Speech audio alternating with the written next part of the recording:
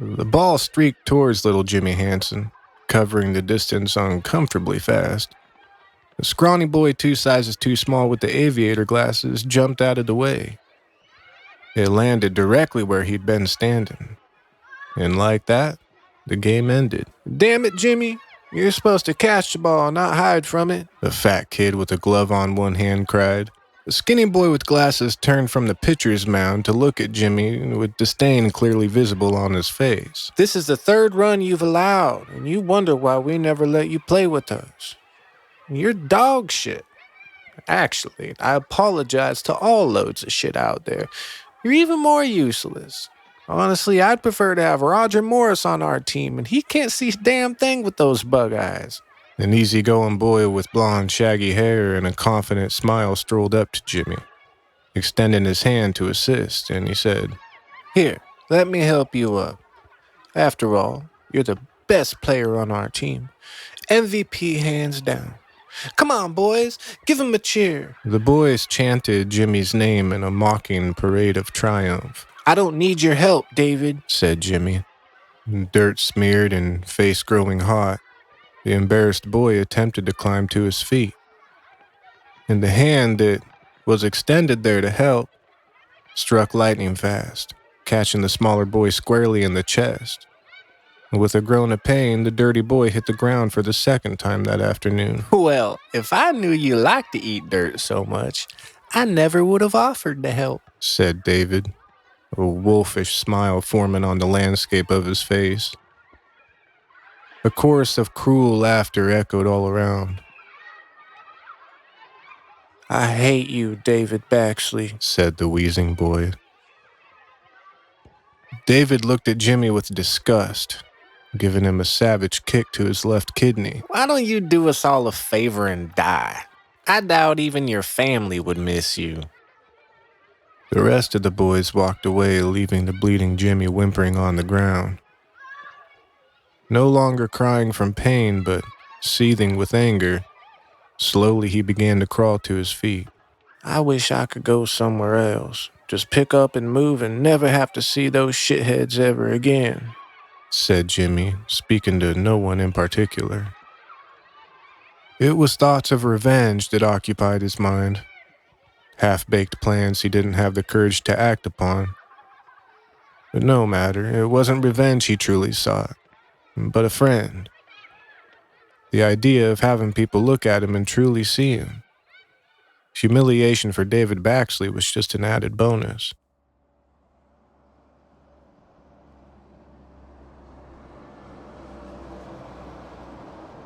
The bloody boy was still fantasizing about these things when he found himself staring at the intersection of Jackson and Main Street in the sleepy town of Brook Hollow, Tennessee. Brook Hollow is like many rural towns, so tiny that it doesn't even appear on the map. There are 876 residents in the tight-knit community, according to the 2008 census. Main Street boasts one general store, a gas station, the town hall, and Debbie's Diner. It was on the outside of the later building that he saw the missing sign of Jack Duncan, a 12-year-old boy from a neighboring town a few miles to the west. Jack was from Polk, a slightly larger town and known rival to Brook Hollow. Even though Jack was in the same grade as Jimmy, they had never met. Jimmy looked at the picture and saw that the boy had been missing for nearly 3 months. He wondered how his mom would react if he was missing that long. He reached the conclusion that she probably wouldn't even notice. Ever since she took that job at Debbie's to pay for the remainder of her husband's gambling debts, she was hardly ever home. She was gone when he woke and didn't come back too well after he was asleep. The only time Jimmy had any communication with Laura Hansen was on Sundays. Even this small exposure was tainted by the bone-deep exhaustion.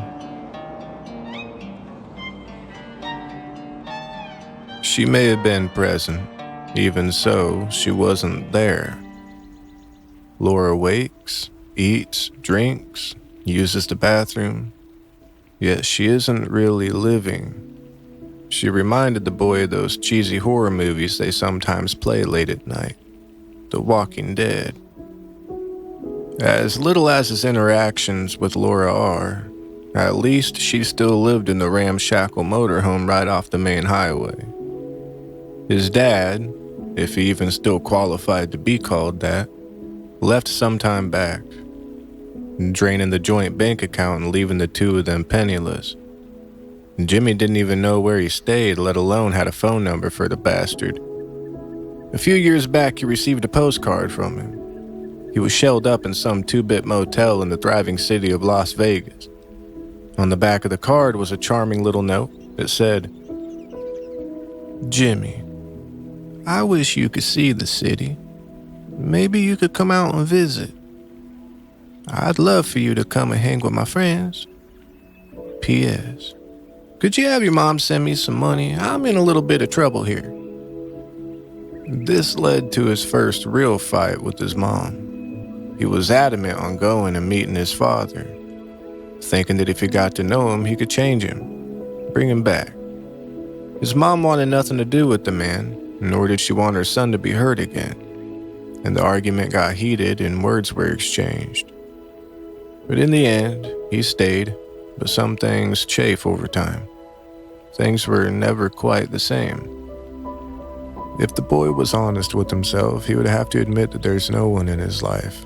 He has no friends in school, there's no one waiting for him at home, and he has no part in any extracurricular activities. He goes to school, comes home, does his homework, makes dinner for his mom, and goes to bed. It has never occurred to him that he is lonely. The fact is, he has never known anything else. Jimmy doesn't actually live in Brook Hollow. His house is about 2 miles north up Highway 29. He lives outside of the school's jurisdiction, so he's unable to take the bus. He walks to school every day. The walk is peaceful and he actually looks forward to it. The boy possesses an overactive imagination and gets lost in his fantasies. A little less today, his ribs ache with every step, but not even this inconvenience can ruin the solitary 2-mile trek back home. He makes no turns. Highway 29 is Main Street. All he needs to do is walk straight and he will arrive at his house. But he's not walking in rural Tennessee anymore. He is a pioneer exploring the great frontier. Native Americans and wolves stalk him at night. He must be aware of the dangers that lie beyond every turn. He can see his way through any situation with the help of his trusty companion and best friend, One-Eyed Pete. Pete used to be an outlaw that robbed and cheated people, but changed his ways when Jimmy saved him from being hung on the hanging tree. A shudder runs through his body every time he remembers the hanging tree. It's the largest oak tree he had ever seen. He loves to climb trees, but would never dream of climbing that one. It is twisted, not a single leaf on its branches. If evil was ever a location, it would be at the heart of that gnarled tree. Jimmy doesn't like to think about it. It always seems to ruin his mood, poison his mind. His fantasies always turn darker when he thinks of the oak. Suddenly, he is aware of exactly how alone he is. A full mile out from the safety of the town. No one is nearby. It's just him, the trees, and his own tormented imagination. He wishes he wouldn't have thought of that tree, and he wishes he had a dad to pick him up from school. But there is no rescue for Jimmy. In Jimmy's experience, heroes only exist in the storybooks. The hanging tree's just in your mind, Jimmy. Remember, it isn't real, he tells himself over and over, as if to ward away evil. And why not? For that tree is most definitely evil, the hideous villain in an insidious plot. In the primal portion of his mind, he senses danger. The same skittish feeling the antelope experiences shortly before the concealed lion pounces and feasts on flesh. Oh, come on, Jimmy. Trees don't eat little boys, murmurs the frightened boy. Oh, maybe so. Yet that oak could hardly be classified in the same league as other trees, responds his own treasonous thoughts. The boy's mind splinters. warring factions jockeying for supremacy. Paranoia seizes him, and inky black hands clawing the air out of his lungs. A young boy unaware of the inward mutiny happening amidst his own wits, completely left to his own demented imagination. Yet the stakes of this adventure are a great deal higher than any he has yet to experience. His mother was always fond of telling him, "What you think, Jimmy, is what you become." A truly awful thought sinks into his mind unbidden. What if the stories in my head can become reality too? The thought overwhelms the boy. His eyes shift back and forth, searching for threats. Jimmy's senses are keen to his surroundings. Every twig snapping, a creature stalking. Every bush rustling, a hungry beast ready to devour. Yet the petty fears of a child's tormented mind pales to the unearthly wrongness of the hanging tree. "What if Mom is right?" says the concerned boy to the emptiness. At this unwelcome thought, the boy slams his eyes closed in a futile attempt to banish the horrific idea. "The hanging tree isn't real," says Jimmy, knowing in his heart this isn't true. In the back of his mind, the boy is certain that the moment he opens his eyes, he will see it. He will see the strands of rope dangling from the gnarled branches, and he will smell the smell of decaying bodies, and he'll hear the creak of rope swaying gently in the cool breeze. The boy doubles his efforts in a vain attempt to keep his eyes closed. He sees red due to the strain he is putting on his muscles. He hears the steady pulse of his blood rushing in his head. The boy also understands that all this effort is for naught. He must open his eyes at some point. Jealousy creeps into the boy's heart.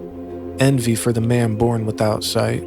For the boy understands the moment he sees, there will be no coming back. The moment has come.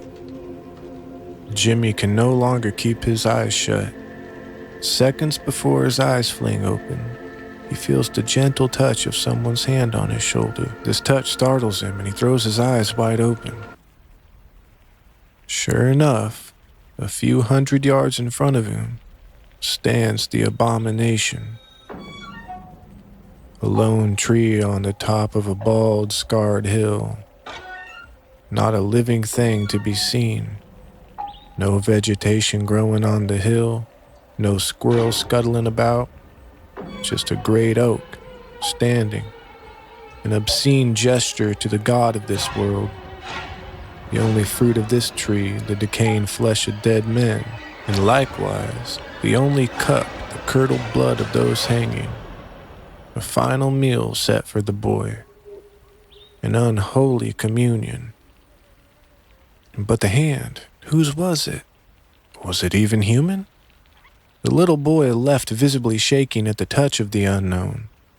Is this death? The icy grip of the Reaper himself here to harvest with his scythe? No marriage, no children, not knowing the pleasures of true friendship, life cut short. A truly lamentable state of affairs. It was in this line of thought where true courage was mustered. A strength measured not by the size of his muscles or the amount one could lift, but the more impressive type. The type quantified in the amount of shit one can wade. Identified in the amount of crap hands dealt without bowing out altogether. Young Jimmy Hansen did the unthinkable. He turned, and he faced death, looking it right in the eyes. Eyes, yes, but death, perhaps not. It was no titan of horror, nor was it the poster child of demented evil. Child it was, but this boy was familiar. Not anyone from his class, yet he knew the boy. In a moment of clarity, he recognized him. It was the missing kid, Jack Duncan. He looked identical to the poster on the side of Debbie's diner. He wore the same black and white Vans t-shirt, ripped blue jeans, and some tattered Nike tennis shoes. The thoroughly terrified Jimmy stood staring at the missing boy, mouth ajar. Jack, with an easygoing grin plastered on his face, said, "Well, it's about time someone comes looking for me. I've been waiting for you, Jimmy, for far too long." With an audible click, the boy shut his gaping mouth and responded, Jack? You've been missing for nearly 3 months. Have you been out here all alone? Are you alone? Are you hurt? Jimmy fired these questions in rapid succession, growing more suspicious with each word. "I've been right here, waiting for you to come and play with me. You see, I am like you. I never had anyone to play with either. And now you're here, and you must stay with me," said the bigger boy with a smile on his face. Jimmy's mind quieted. For the first time in his life, he saw himself clearly.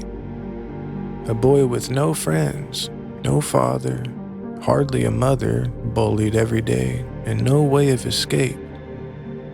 Clarity revealed the harsh truth.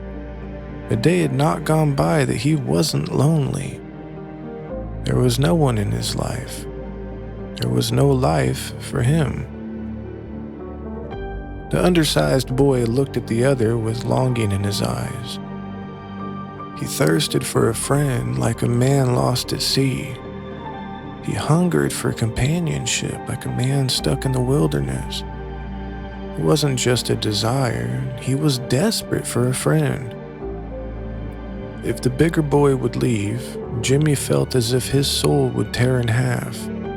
His heart would shatter into 1,000 pieces, unable to be put back together. The boy's eyes were a mirror reflecting the same sad truth. They understood each other. Both had lived, and neither had anyone to share it with. The boys, bound by shared hardships, hugged onto each other, refusing to let go. The combined burden of loneliness lessened by 2 backs instead of 1. With few words exchanged, the 2 of them created soul ties. Not the ties of lovers, but of lifelong friends. The type one dies for, the rare type of friendship that most people never form in their entire life. It was rich, it was wholesome.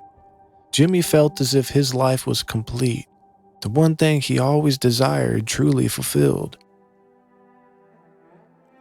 Jack grabbed the smaller boy's hand and guided him towards the tree. Jimmy, not wanting to get anywhere near that monstrosity, tried to pull back. "Don't worry, the tree is a good place. It'll take us up to a new land filled with boys and girls just like you and I. No Davids or Bullies like him," said a smiling Jack. "How do you know about David? You've been missing all this time," said a concerned-looking Jimmy. "Jimmy, I hear whispers. My friends tell me things, and they'll tell you secrets too. If you want to be friends with me, that is." The bigger boy looked down at his ragged shoes. He looked so pitiful, and Jimmy was so starved for companionship, how could he not follow the boy? Jack led the 2 of them to the scarred trunk of the tree. And here he let go of Jimmy's hand, telling the boy, "All right, Jimmy, do exactly what I do." Jimmy's fear bottled up deep in his guts. He felt as if he was going to explode. The tree was sinister and twisted, evil through and through, yet the little boy had never had a friend. He was not willing to throw that away so easily. Jack walked to the lowest hanging branch. He reached up and grabbed one of the dangling nooses. He wrapped it around his neck and looked at Jimmy. "Don't worry, no pain is felt. The hanging tree is magic. You'll close your eyes on this world and wake up in a better place with me and all of my friends," said a smiling Jack. "Jack, I don't think I can do this. It seems dangerous. I need to go back home soon. My mom will be waiting for me," said a terrified Jimmy. A heartbroken Jack looked at the smaller boy and said, "Jimmy, I can't believe you would lie to me.